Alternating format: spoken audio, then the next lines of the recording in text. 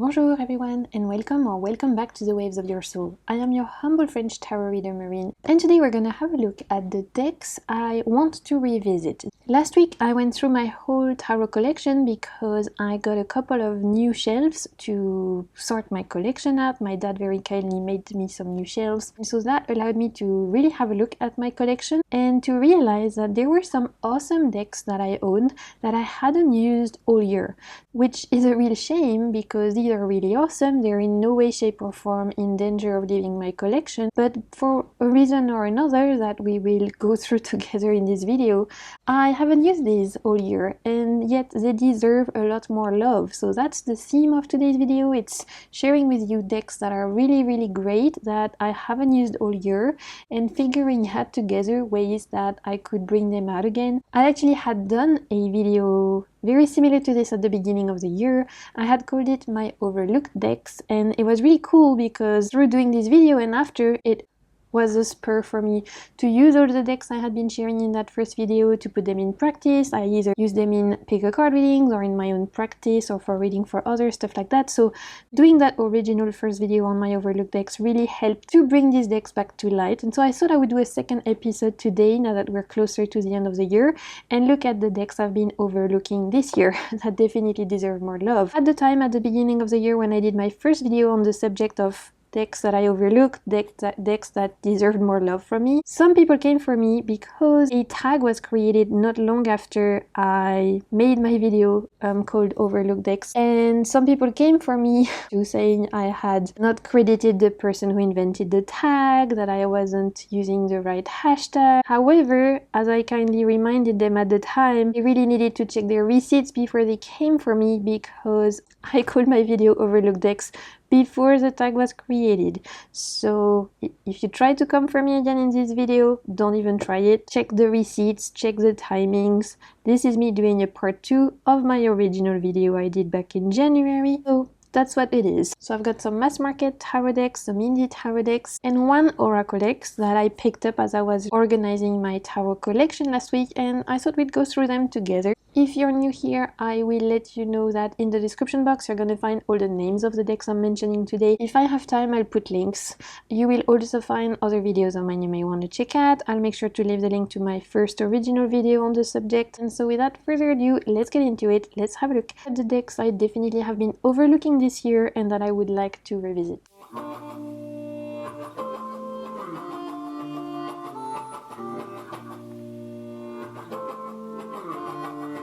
The first one I wanted to talk about is a deck that I feel like a lot of you love and adore, and yet for some reason I haven't really used it this year. It is the Druidcraft Tarot. This is the pocket edition. I believe you can get this deck in 2 different editions, one that comes with a larger guidebook and one such as this.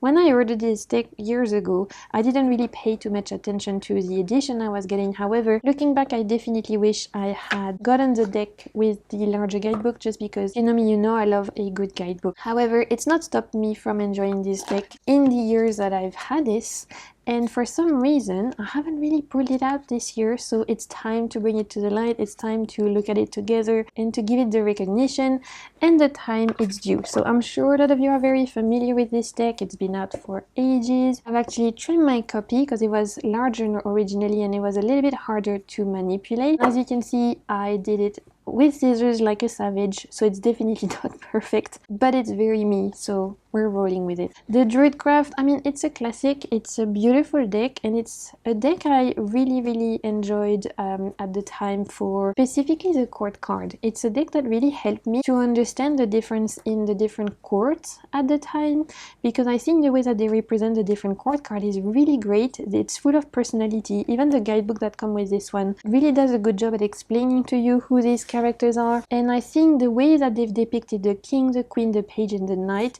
is brilliant. And for me anyway, as a reader, it's the deck that really helped me understand the court cards. And so every time I had someone that was like, I'm struggling with the court, because I know they can feel a little bit sometimes hard to differentiate, right? A lot of time people are like, what's the difference between page and knight, and what's the difference between king and queen? Like, one of those things you have to make your own associations with. You have to kind of understand them as characters, as people. That's what I always tell people now when they're struggling with that. I'm like, try to think of like people in pop culture, or people like your favorite characters in books, or even people in your family or friends, and try to think of them as court cards. Like, would you think they are Queen of Wands, and would you think they are Page of Wands, and things like that. And I think this deck does a great job at giving personality to the court card, so it's a great one for that, I find. And one of the reasons why this deck was really special to me at the time. On top of that, I mean, look at this artwork. It's really, really beautiful. Like I said, it's a deck I used a lot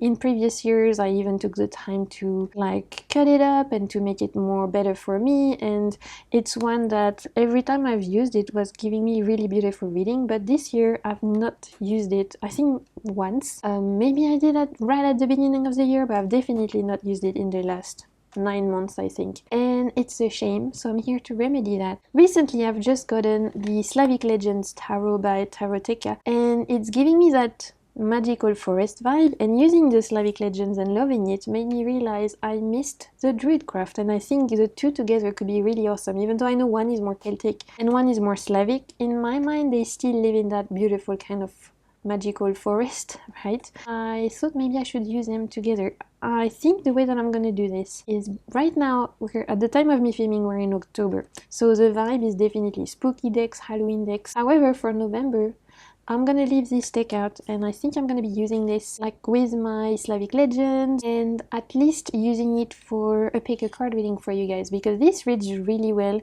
and even if I don't use it for me, I really enjoy reading with it for others. So I'm gonna be leaving it on the side, and I'm gonna remember to offer it as an option for future pick a card, because it's awesome. And look at these court cards. I mean, look at this King of Wands. Truly, you understand who this is, you understand what they want. It's just really well done.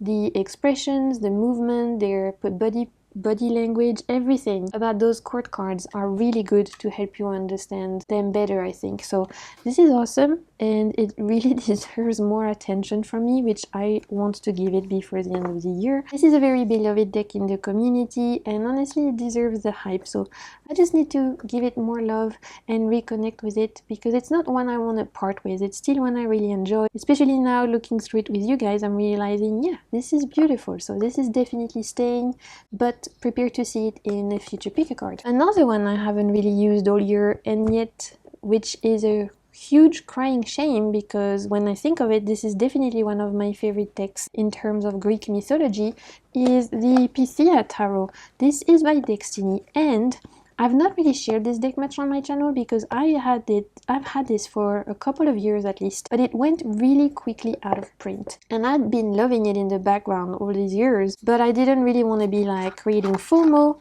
and oversharing a deck that was difficult to get for you guys, because I know that sometimes it can be a little bit tricky, right? However, I've seen that they are bringing this back out this year. Like, I've seen that a new version 2 is coming out by Deckstiny of the Pythia Tarot. So if you are enjoying this deck, do your research for sure, because I know there's a new version either currently out or about to come out, which is super exciting.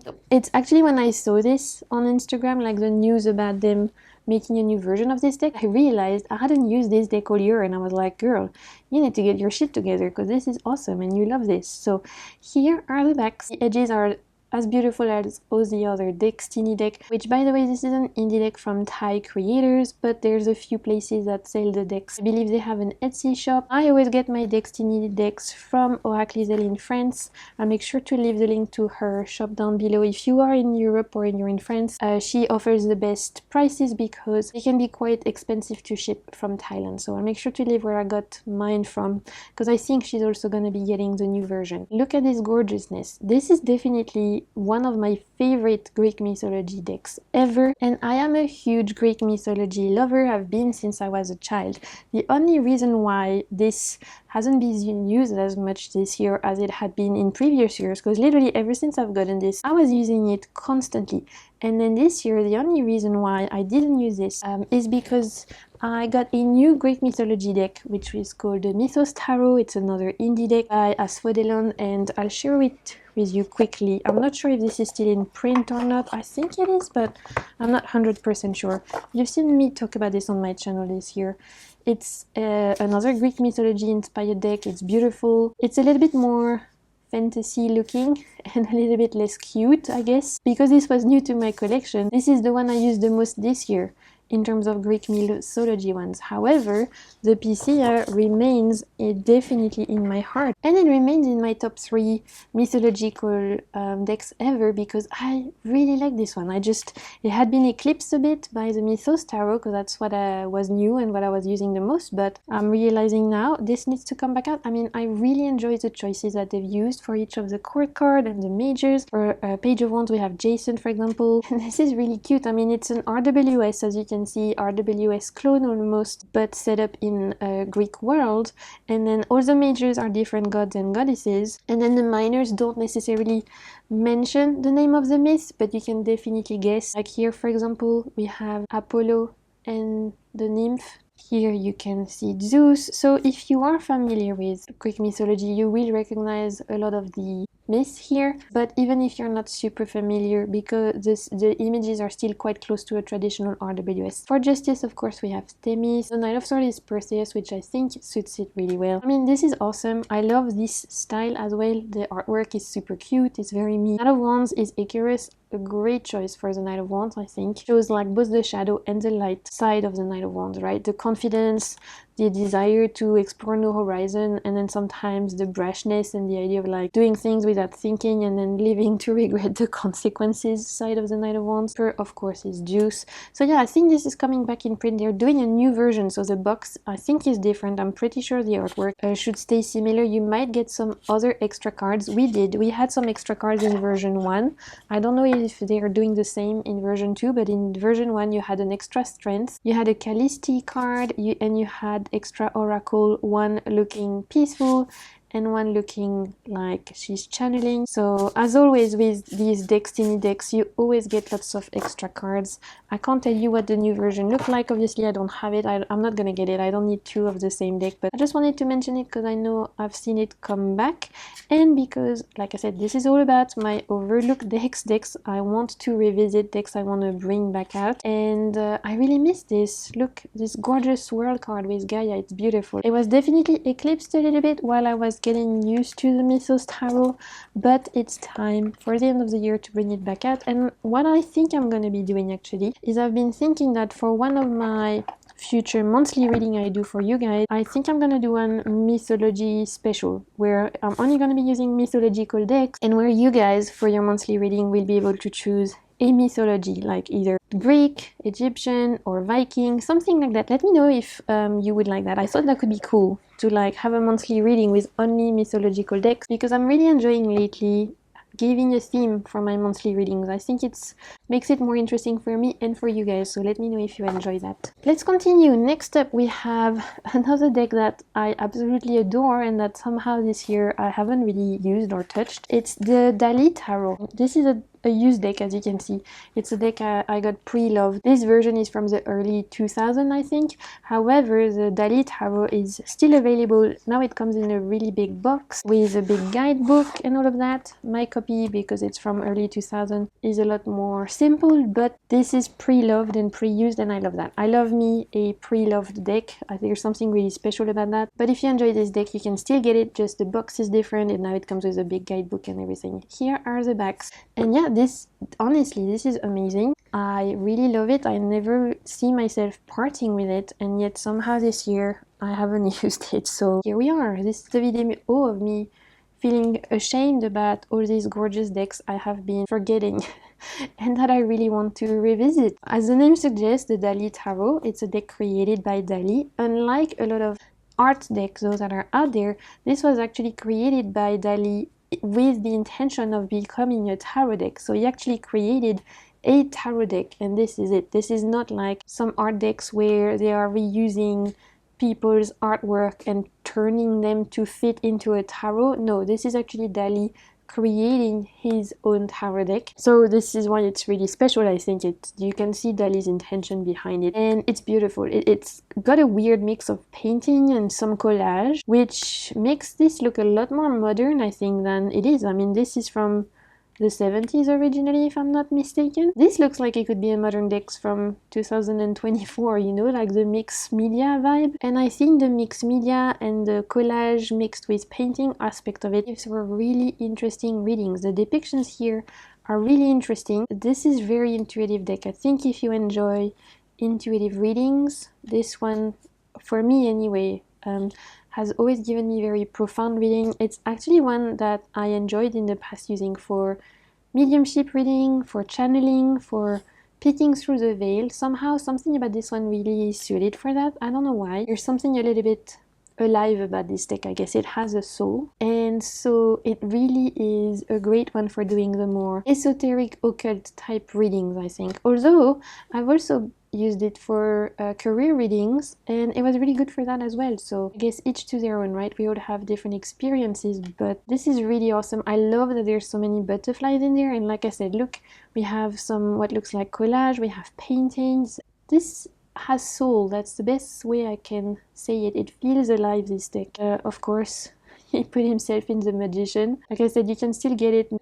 I'm not sure what the size of the cards are now. I know it comes with a huge guidebook, which I actually would love to read one day, but I don't want to part with this copy because this copy, like I said, it was pre-loved and is really special to me. But I'd love to pick up the guidebook. If they ever release it in a PDF or Kindle version, I'd definitely get it because I'm curious. This is one I haven't used this year that I'm really regretting now not using, and that I'm definitely leaving on the side to use before the end of the year. I could even do an art theme monthly reading if you guys want, because I have quite a few art decks. If you like that, let me know. We could do one with like the Dali Tarot, the Klimt Tarot. I have a Surrealist deck. That could be fun, so let me know if you guys are up for that. Let's continue with Indie Tarot. Oh, I forgot to say, so I think the new version of the Dali Tarot you can get mass market, and now we're moving on to an indie deck, which you guys are gonna judge me. Ooh, I know I'm gonna get judged for not using this, because this is awesome. This is beloved in the community. I know so many people love this deck, and I do too. But again, for some reason or another, the reason being mostly I'm an idiot, I haven't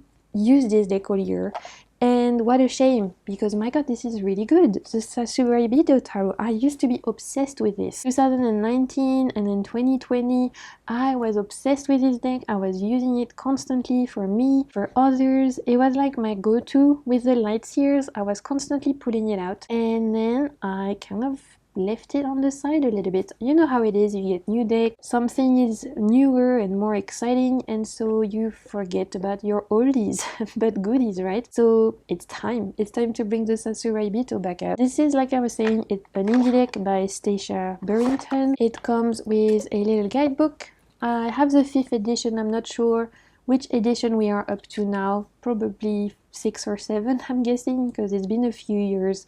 I've had this since at least 2019, I think, so we must be on another edition by now. But this is what the guidebook that I have in my one look like. It's really beautifully written. We have some keywords reversed and upward, and then we have some messages from Stacia about why each card is depicted this way, giving us a little bit of a glimpse as to the artistic choices, which I love. So really great guidebook. I enjoyed reading this one a lot over the years, and like I said, this is definitely a well-used deck. I mean, you're gonna see, look, this deck is beloved. The edges are chipping, it's all beat up. This was my go-to for over 2 years, just everything concerning day-to-day life, because this is really great, I think, for that particular area. It's a modern deck with a little bit of magic in there. However, it still feels very grounded in reality, and so it's a deck that is super popular for good reason, because people can see themselves in this deck really well. It's like giving that beautiful day-to-day modern energy,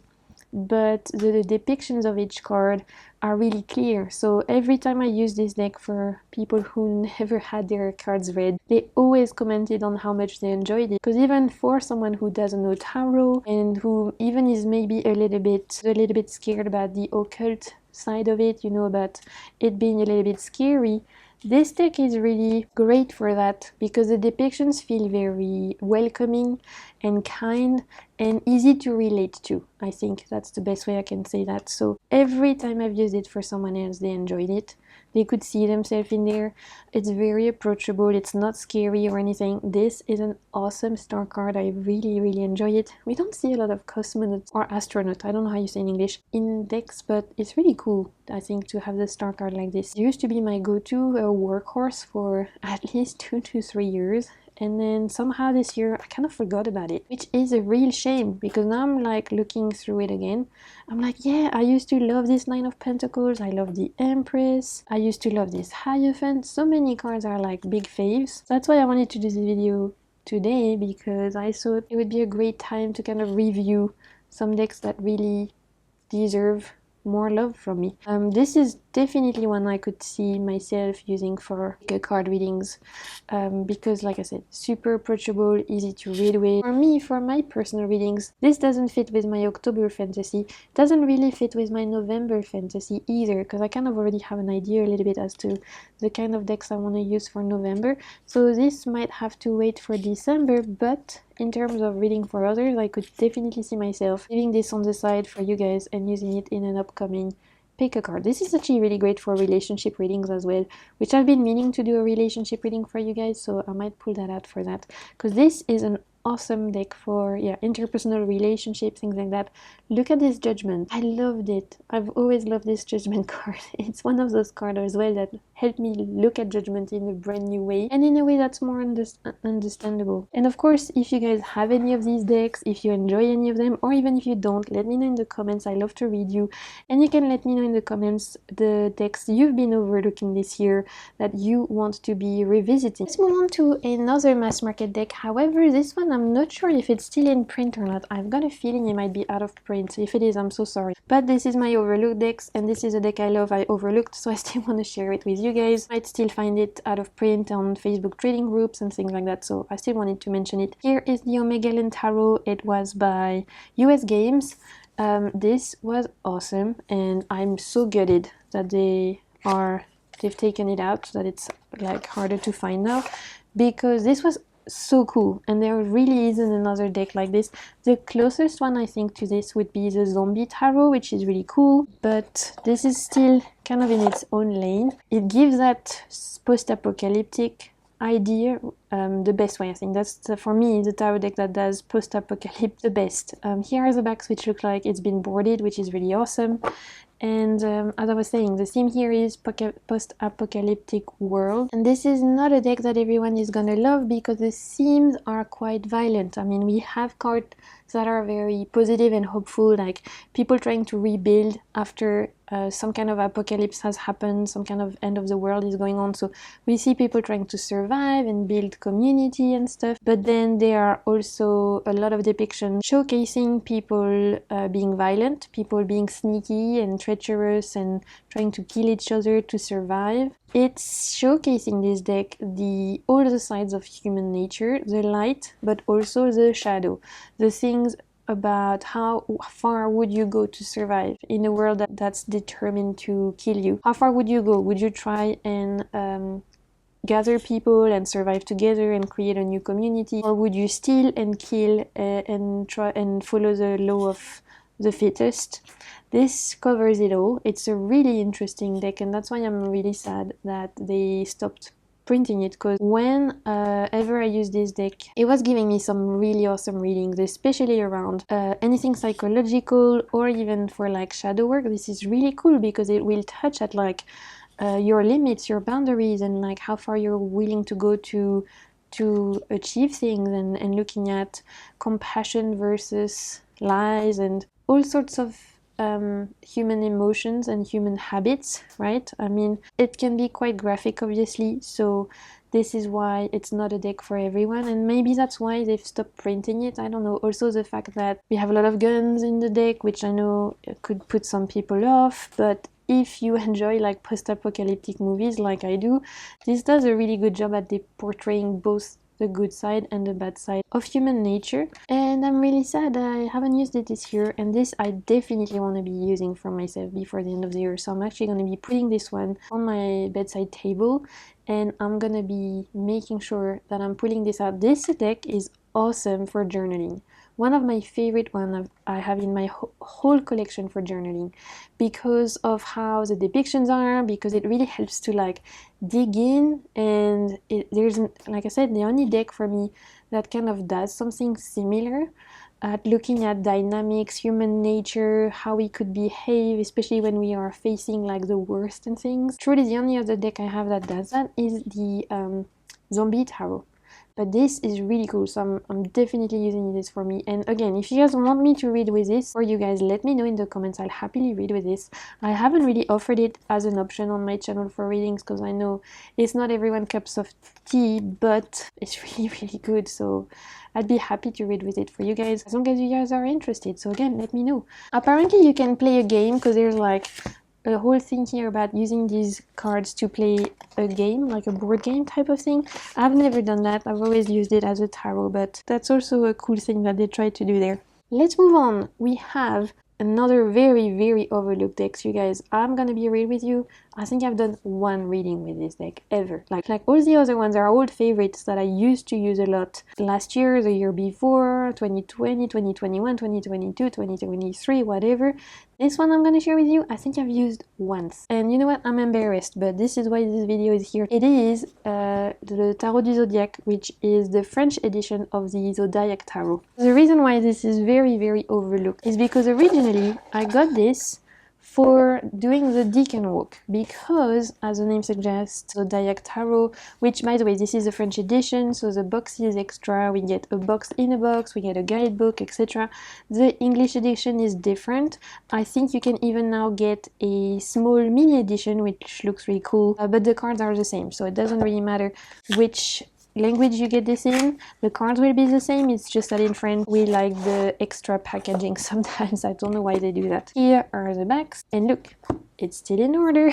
Originally I had gotten this for doing the Deacon Walk, so I got this, I hold it, I did one reading with this, put it back in order because I thought I would do the Deacon Walk with it. And I tried to do the Deacon Walk and I lasted 2 months and then I gave up. Which is like my second time now giving up on the Deacon Walk halfway through. I don't think it's for me, you guys. Every time I try, and God knows there's plenty of awesome resources online. Like, I know a lot of people have done awesome videos. There's really cool videos from some people I enjoy watching who have done awesome videos about the Deacon Walk, and I enjoy watching their videos, but when it comes to me actually following it then in my own practice, I give up about 2 months in every time. I think I've done like 3 months the first year and then 2 months the next. I don't know why. It's like I get to Cancer time and I give up. Like I do Aries, Taurus, Gemini, and then we get to Cancer and I'm like, yeah, I've had it, but I've had enough, I'm good now.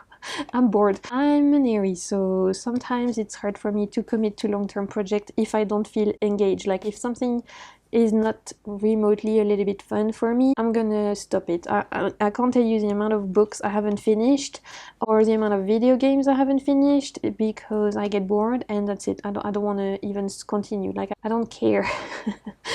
I have no problem not finishing a book if it doesn't appeal to me anymore. It's just, I guess, one of my toxic Aries traits. Ever since I've given up on the Deacon Walk, it's been sitting there in the box, still in order. Because there was always that side little voice inside me that's like, yeah, maybe you should like keep it for the Deacon Walk in case you want to pick it back up again. Maybe you're gonna pick it up at this season or in Libra season or whatever. And guess what? We are already in Libra season and there's no way I'm gonna pick up the Deacon Walk again this year. Like, it's just not gonna happen. Let's be real. I need to be honest with myself. My fantasy self wants to be a Deacon Walk girly. My real self really can't be bothered. So this hasn't been used enough, and so now I am facing the consequences of my actions and I'm here to repent, you guys. Please don't throw metaphorical stones at me, I'm ashamed enough.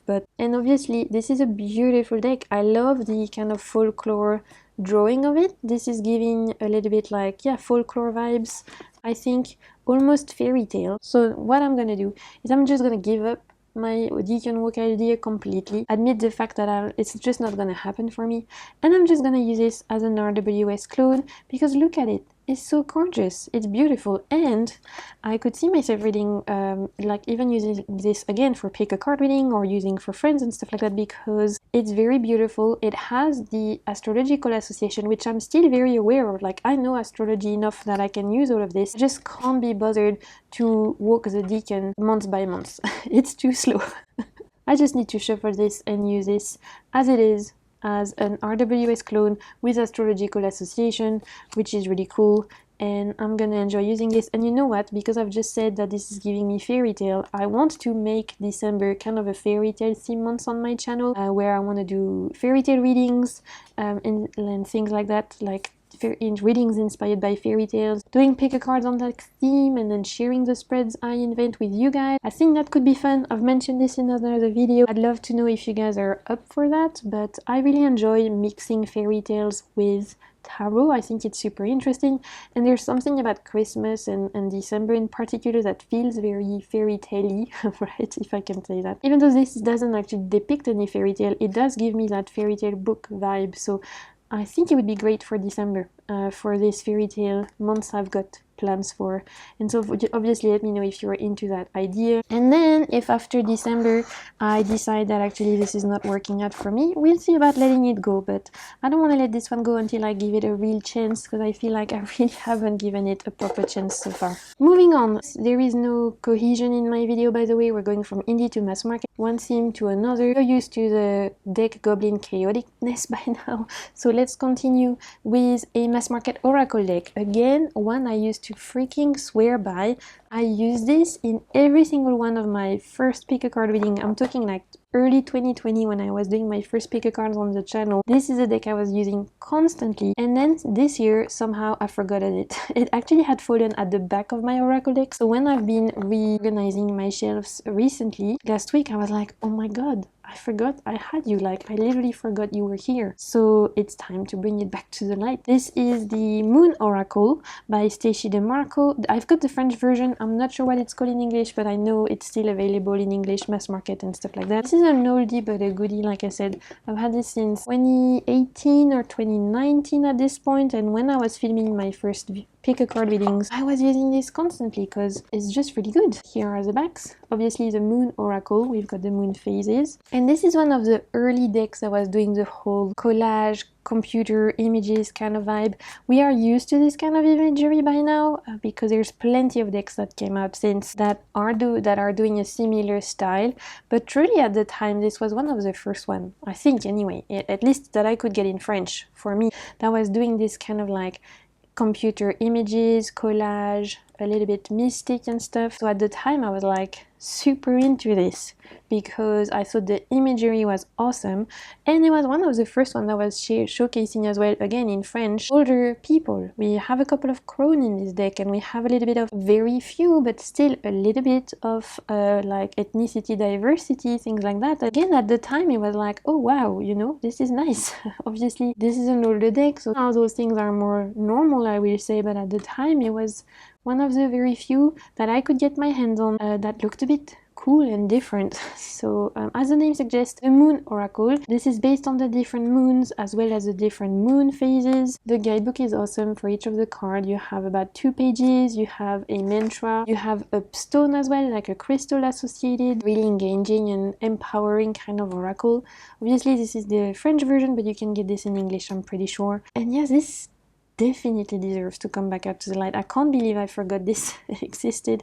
I can't believe it was squished in the back of my oracle decks, but really it's time to come back to the light. Look, this is the vibe. So I'm gonna be using this for myself. I think for my next new and full moon readings, I'm gonna be leaving it on the side for the rest of the year. For my full moon readings and new moon readings, it's gonna be really nice, and I can definitely see myself putting it out for pick a card readings again, because this for like clarifying or even for starting a reading is really great. Artwork is super intuitive, and you can get a lot from the moon energy as well as the keyword that they give you every time. Really enjoy this one. It's an old one, but still I don't want to part with it. Like, even though I've had it for years, I kind of had forgotten about it this year. It's very safe. I'm gonna enjoy using it the rest of the year for my moon readings, and I'm gonna enjoy bringing it back out to the light. And again, let me know if you guys have this one, because I know this is an oldie but a goodie. Let me know if you enjoy this. I know Stacey DeMarco has done tons of other decks. This is the only one I have of hers, I believe, but I really enjoy it. Last tarot deck I want to mention that I definitely forgot this year, that I completely overlooked, and that I want to bring back to the light, give a new life, reconnect with. We have the Tarot of the Starbound Fantasia by Taylor Ellis, I think. Is that the name? I'm pretty sure, yeah, Taylor Ellis. So Taylor Ellis, the creator of this one, is also the creator of the Ellis deck. I've got the 5th edition. I think I got this last year. I had been wanting this deck for ages, like years, and then finally, I think last year, they reprinted it and I could get my hands on it, and I have been obsessed ever since. This is one of my all-star decks, I guess. It sits in my little part of my shelf that sits with like my all-time faves, with the Stunning Tarot, with the Joe Sparrow, you know, my all-star deck that I just love and adore and constantly want to pull out. For me, I mean, this is a deck you probably don't see me using in pick card readings and stuff, because it's one I just really love using for myself. Also, I really should read with this for you guys, but this is the Ellis Tarot, and the artwork is just super enchanting. I love the bright colors. I had been eyeing this deck for many years until I could get my hands on it, and as soon as I got it, it just never left my side. I'm obsessed with this. At the time when I ordered this one, it was cheaper actually to get his other deck as well, the one I'm going to share with you in a bit, the Tarot of Starbound Fantasia. So I got the 2 decks at the time, and then I was so obsessed with this that I'm realizing I never got the other one really a proper chance. So this is why we're doing this video, right? To remedy that. So anyway, this is the Ellis deck. It's beautiful, it's awesome, I love it. But the other deck from this creator is also really beautiful and really deserves some love. I've done some readings with this and I enjoyed it, but it really got eclipsed by its sibling. So I think this is its time now. It's time now to give the little sibling a chance. Put this back in order just before I did this video for you guys, because actually what I want to be doing for myself is I want to do a little bit of a deck study for this one, because this is actually a hybrid between so here are the backs, by the way, gorgeous, beautiful, and then the sides are this silver edged, beautiful. I want to do a deck study on this because this is a hybrid. It's a hybrid between RWS, Thoth, and Marseille, and you're gonna see specifically in the minors it's very clear that this is a hybrid, because I've only done, I don't know, a handful on readings. I can count on one hand the amount of reading I've done with this deck. I thought a way for me to reconnect with it this time, to give it a proper chance, would be to actually do a little study, go through each card, write in my journal. I do that with some decks, not all of them, not all of my new decks I do deck studies with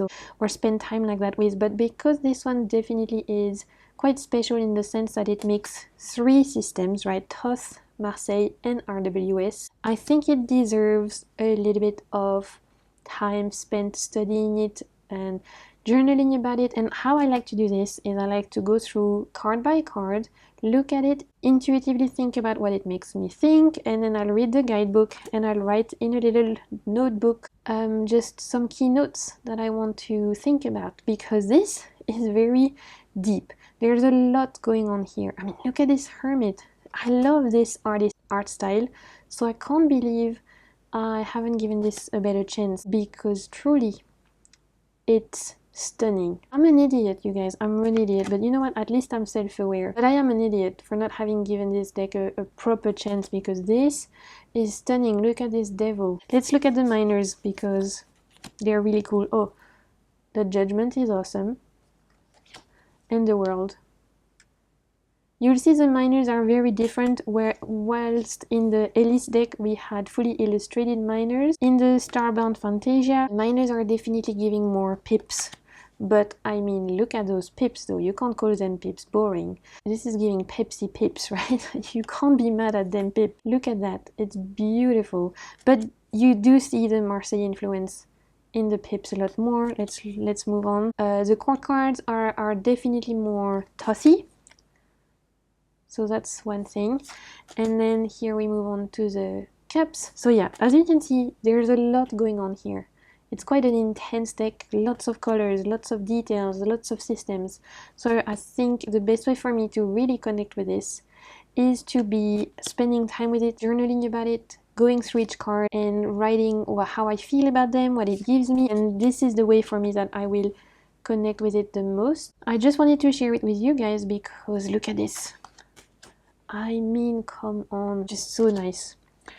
This Ace of Swords is gorgeous. I feel like a fool, honestly. I feel like a big idiot for not having given this a better chance, but what can I say? Sometimes, especially if you get two decks from the same creator at once, I have noticed that for me anyway, I always end up preferring one over the other, and that can eclipse the other one, which is a shame. This is a deck I never see anyone talk about. Like, barely ever. The Elise deck is popular. I'm gonna remedy that.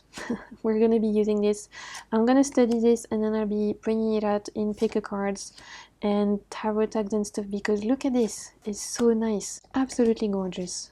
Last two, so cool. And forgot to say, it comes not with a guidebook but with one of those little pamphlets, which is helpful to understand like the structure of it, especially as, like I said, this is a hybrid. You can get a larger guidebook on the artist website. And then this is really awesome the way they've done it.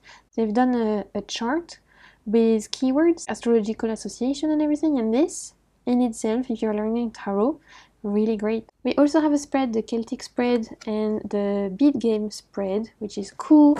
And finally, we have a little bit of a card about the artist, the writer, and the system. So here, as you can see, it says that this deck brings together three major deck styles, Rider-Waite-Smith, Toss, and Marseille, the Major Arcana specifically following the Toss system. And I'm making a promise to myself that until the rest of the year, I'm gonna enjoy journaling about it, studying it, and then I'll come back in a future monthly favorite and I'll share with you how I've gotten on with it. That's gonna be fun to share with you the little study I've done. Definitely, if you're not aware of this artist, check them out. Okay, my friends, this is it. These were all of my overlooked decks that I want to revisit in the next few months. Some of them I'll revisit thanks to doing pick a card reading for you guys. Some of them I'll revisit thanks to doing a little deck study, and some I'll be pulling for my own personal practice, whether it's for my full moon readings or for my own personal tarot readings and stuff. So I'm super excited and I feel good about giving them a proper second chance. Now I want to hear from you guys. What are the decks you feel like you've overlooked? Because hey, it can happen. Sometimes we forgot about one, we feel like we haven't given one proper chance or anything like that. So let me know in the comments if you have any of the decks I've shared with you. Let me know in the comments how you enjoy working with them and all of that good stuff. And until my next video, I just want to thank you so much for being here. It makes me super happy to share this space together, so thank you. And until my next video, I'm sending you so much good vibes